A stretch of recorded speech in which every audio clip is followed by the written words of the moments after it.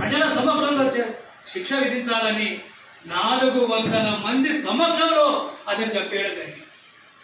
అప్పుడు 1982లో బయటికి వెళ్ళిన కామ్రేడ్ జగనన్న ఆ తర్వాత తను 14 సంవత్సరాల రహస్య జీవితం గడిపాడు. ఈ 14 సంవత్సరాల రహస్య జీవితంలో కూడా ఇద్దరం కలిసి ఉన్నాం. ఆఖరికి తను అరెస్ట్ అయ్యే రోజు కూడా మీ ఇద్దరం కలిసి ఉన్నాం. ఇద్దరం కలిసే తిరుగుతున్నాం. అప్పటికే పార్టీలో ఒక చీలికి వచ్చేది. వాళ్ళని కలిసి మాట్లాడదాం అనుకున్నాం. నల్లగొండ నుంచి బయలుదేరాం.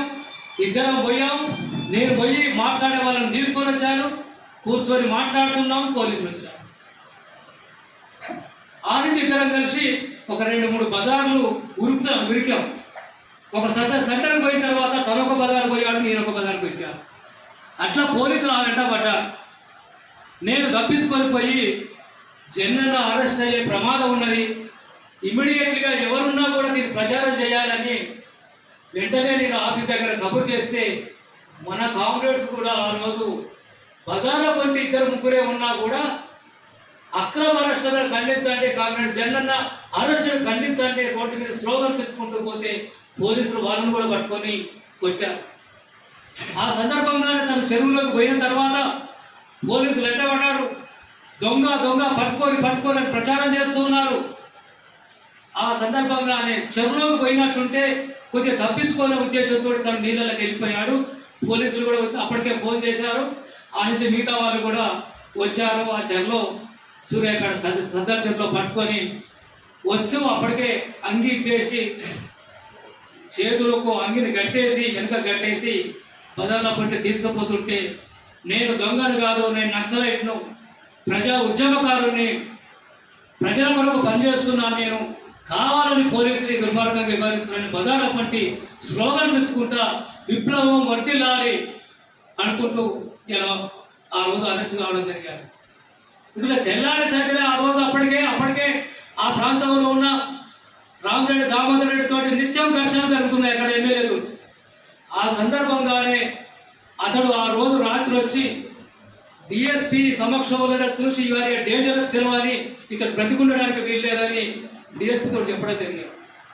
అప్పటికే తను అరెస్ట్ అయిన వార్త తెలుసుకున్న తర్వాత 100 మంది ఆ సాయంత్రం వరకు సూర్యాపేట చేరుకున్నారు. ఆ రాత్రి అప్పుడు ఫోన్లు లేవు. ఆ వీలైన మేరకు కార్యకర్తలంతా ఒక్కొక్క ఊరికి కబురు చేసుకుని తెల్లారితే వేలాది మంది రోడ్డు మీదకి వచ్చారు. అప్పటి కలెక్టర్ కూడా కొద్దిగా ఆదర్శ భావాలతో ఉన్నాడు కాబట్టి విద్యాసాగర్ అనుకుంటాం, అతడు కూడా కొద్దిగా ఆలోచించే ఎన్కౌంటర్ ఆపింది కానీ లేకుంటే తను ఆ రోజే ఎన్కౌంటర్ అయ్యేవాడు. అట్లా తెల్లారి ప్రజలు వచ్చారు. అట్లా కలెక్టర్ కొద్దిగా ఒక మంచి ఆలోచనతో ఉన్నాడు. అప్పటికే 20 నుంచి 25 మంది అడ్వకేట్లు సూర్యాపేట పోలీస్ స్టేషన్ ఉరికారు. వారం నేను పోవడం, పుస్తకాలు ఇవ్వడం. అందరూ అప్పటికే ఫస్ట్ చెంచల్గూడ జైల్లో ఉంటే ఆ తర్వాత ముషిరాబాద్ జైలు పోయిన తర్వాత ఎన్కౌంటర్ అయిన అప్పారావు కానీ, బాలకృష్ణ కానీ, పటేల్ సుధాకర్ రెడ్డి కానీ, ద్రోహిగా మారిన నయీం కానీ వీళ్ళందరూ ఒక దగ్గరనే ఉండేది. నేను పోయినప్పుడల్లా వీళ్ళందరితో పరిచయం చేసేవాడు. ఇట్లా ఆ సందర్భంగా జైలు నుంచి బయటకు వచ్చిన తర్వాత కూడా చాలామంది అనుకున్నారు రహస్య జీవితం గడిపోయింది కదా, ఇప్పటికే ఇల్లు లేకుండా పోయింది, ఇంటిని సిపిఎం వాళ్ళు కూల్చేశారు, ఎలాంటి నీడ కూడా లేదు, ఇతడు మళ్ళీగా ఇంటికి వెళ్ళిపోతాడేమని కూడా కొంతమంది మాట్లాడినా కూడా నేను ఎప్పుడైతే ఇంట్లో నుంచి 1982లో ఇంట్లో నుంచి బయటకు వచ్చానో నా జీవితం ప్రజలకే అంకితం తప్ప విశ్రమించను, వెనుకడుగు వేయను, మళ్ళీ నేను ఇంటిదారి బట్టను అనే ప్రజల సమక్షంలోనే ఒప్పుకోవడం జరిగాను. అట్లా తన జీవిత ప్రస్థానంలో తన అమరుడయ్యేంత వరకు కూడా ఈ వ్యవస్థ మార్పు కొరకు జరిగే ఉద్యమాలలో ప్రజలు ఎట్లా భాగస్వామ్యం చేయాలి, ఆ ఉద్యమాలకు ఎట్లా నాయకత్వం వహించాలి, పూర్తికాల కార్యకర్తలుగా ఉన్నవాళ్ళని వీళ్ళని ఎట్లా కాపాడుకోవాలి, ఉన్నవాళ్ళు ఎట్లా నిలబెట్టుకోవాలి. ఇవాళ ఒక్కరో ఇద్దరు ఓల్డ్ టైమర్లు ఉంటేనే ఇవాళ చూసుకునే పరిస్థితి లేదు. ఆనాడు 100 మంది ఉన్నారు, ఎక్కడ పోయినా కూడా గుంపులే ఉండేవాళ్ళు. ఇక అలాంటి వాళ్ళని అందరినీ కూడా తన యొక్క తోబుట్టు లెక్క చూసుకున్నాడు. అలాంటి త్యాగదాని యొక్క జీవితం ఎంతైనా కూడా ఎంత మాట్లాడుకున్నా కూడా తప్పని, ఎక్కడ రాజీ పడలే, ఎక్కడ భయపడలేదు. ఏ ఊర్లో ఘటన జరిగినా కూడా నేనున్నాను అంటూ అదే రోజు అక్కడికి చేరుకునేవాళ్ళు, భరోసా కల్పించేవాళ్ళు. ఆ కార్యకర్తకు గుండెంత ధైర్యాన్ని ఇవ్వడమే కాకుండా ఏమైతే నేనున్నా కదా, మీరు పండి, మీరు నిలబడండి అని ధైర్యాన్ని ఇస్తే ప్రతి ఒక్క ఊరు కూడా అట్లా నిలబడి ఈరోజు ఉమ్మడి జిల్లా వ్యాప్తికంగా కూడా ఎక్కడికి పోయినా, ఏ ప్రాంతానికి పోయినా కూడా జగనన్న గురించి చెప్పుకుంటూ ఉంటారు. ఈ మధ్యకాలంలో నేను 6 ప్రాంతానికి పోతే జగనన్న గురించి ఇంటర్వ్యూ కావాలంటే దాదాపుగా అన్ని సోషల్ మీడియాలో వచ్చి 45 నిమిషాలు వచ్చాయి. నీతోటి అతి ఎక్కువ కాలం మీరిద్దరు కలిసి ఉన్నారు కదా, తన గురించి నాకు కొన్ని విషయాలు కావాలని మన న్యూ డెమోక్రసీ ఛానల్లోనే మాట్లాడుతున్న సందర్భంలో ఆ ఊరి వాళ్ళందరూ కూడా ఇగో అన్నమ్మ ఆ జగనన్న ఇట్లా ఉండే వాస్తవమే, నేను మాట్లాడుతుంటే వినుకుంటూ మాకైతే ధైర్యాన్ని ఇచ్చాడు, మమ్మల్ని కూర్చోబెట్టుకొని అనేక విషయాలు చెప్పాడు అంటూ ఒక్కొక్కరు ఒక్కొక్క తీరుగా చెప్తున్న యొక్క పరిస్థితి ఉన్నది. అందుకే 5 ఏళ్ళు కాదు కదా, ప్రజల కొరకు పనిచేసిన వాళ్ళు ఎన్నేళ్ళైనా కూడా ప్రజల సమస్యలు ఉన్నంత కాలం వాళ్ళు సజీవంగానే ఉంటారు, ప్రజల గుండెల్లో చిరస్థాయిగానే మిగిలి ఉండడానికి కాబట్టి జగనన్న యొక్క ఆదర్శం, జగనన్న యొక్క త్యాగం మన ముందున్నది. ఈ సందర్భంగానే ప్రతిసారి జగనన్న గురించే మాట్లాడుకుంటున్నాం కదా, ఆ అమరవీరుని త్యాగంతో పాటు విప్లవాలను ఎట్లా తీసుకుపోవాలి, విప్లవాల్లో ప్రజలు ఎట్లా సమీకరించాలి, దానికి తగిన ఒక్కొక్క సబ్జెక్టు కూడా మన కార్యకర్తలకు నేర్పుకుంటే బాగుంటుందనే ఉద్దేశంతో ఈరోజు నక్సల్బరీ పోరాటం దాని ప్రాముఖ్యత గురించి కూడా నేర్చుకుంటే, కార్యకర్తలు నేర్చుకుంటే వీళ్ళకు కూడా ఒక అవగాహన కలిగేటట్టు ఉండాలనే ఉద్దేశంతో ఆ సబ్జెక్టు మనం పెట్టుకున్నాం. అమరవీరుని గురించి 10 నిమిషాలు అర్ధగంట సేపు మాట్లాడుకున్నా కూడా తనతో పాటు మొత్తం ఈ విప్లవం అయింది, విప్లవులకు ప్రజలు వచ్చారు, తను ఎట్లు వచ్చాడనే దానికి ఒక కారణం ఉంటుంది. కాబట్టి మొత్తం చర్చ జరుగుతున్నది. ఈ దేశంలో నక్సలైట్లు లేరు, మార్చి 31వ తారీఖు వరకే మొత్తం అందరూ కూడా లొంగిపోవాలి, ఉంటే చంపేస్తారు. అది ఓపెన్గానే బహిరంగంగానే ప్రధానమంత్రి, హోమ్ మినిస్టర్ అమిత్ షా ఇద్దరూ మాట్లాడారు. అంతా ఎప్పుడైతే ప్రకటించారో మన న్యూ డెమోక్రసీ పార్టీ కూడా అదే విధంగా స్పందించాం. ఈ దేశంలో అసమానతలు ఉన్నంత కాలం, ఈ దేశంలో దోపిడీ ఉన్నంత కాలం, ఒక మనిషిని మరో మనిషి దోపిడీ చేసినంత కాలం నక్సలైట్లు సజీవంగానే ఉంటారు తప్ప వాళ్ళను లేకుండా చేయడం ఎవరెవ్వరం కాదని కూడా అనేక సందర్భాల్లో వేదికల మీద మనం చెప్పామని ఏంటో మాట్లాడాం.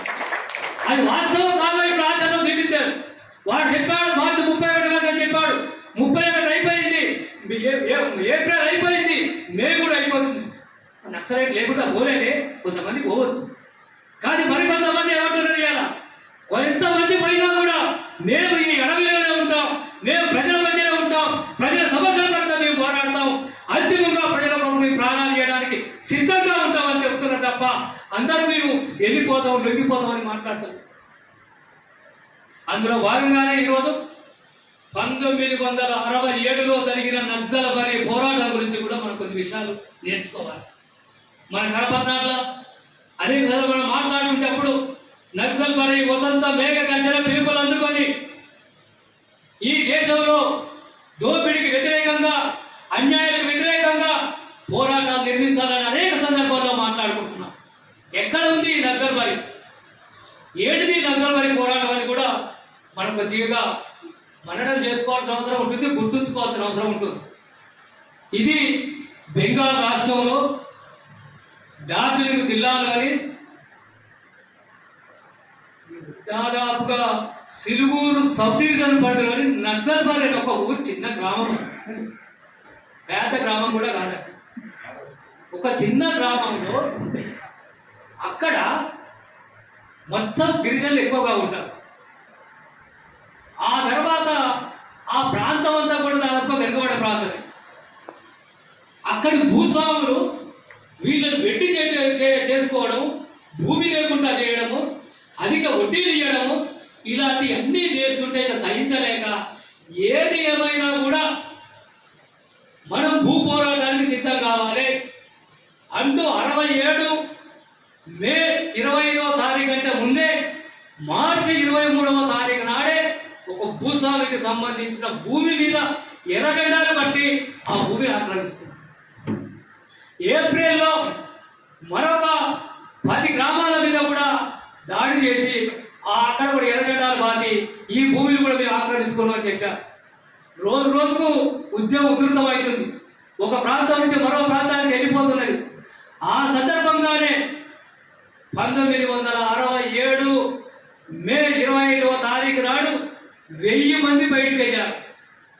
1000 మంది బయటికి వెళ్ళి ఈ భూములు మావి, దున్నేవానికి భూమి కావాలనే నినాదంతో అప్పటికే తెలంగాణ సాయుధ రైతాంగ పోరాటం పిలిపించారు.